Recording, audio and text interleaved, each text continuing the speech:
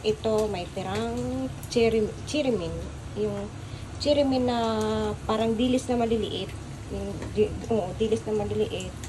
Kaya, gagawin natin ng ukoy. Ayan.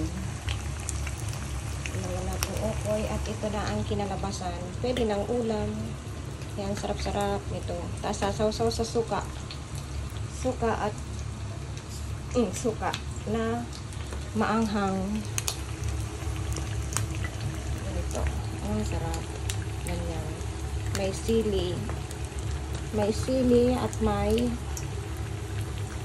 sibuyas, bawang. Ayan, kaya gagawa pa tayo. Sayang naman kasi kung itatapon. Kasi dati, may chirimin ako. Yung ganyan, dilis na maliliit. Yung parang nilaga lang. Sinausaw lang sa mainit. Tapos, hindi siya nauubos.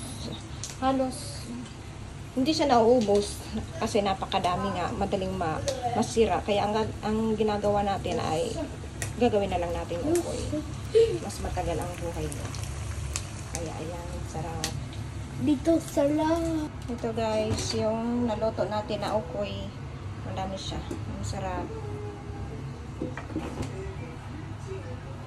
Ayan, kaya kung may mga isda kayo na pwedeng ukoyin at medyo pwede pa, huwag mo na yung itapon kasi sayang, pwede pang iulam. Ayan guys, sana nagustuhan nyo. Thank you for watching.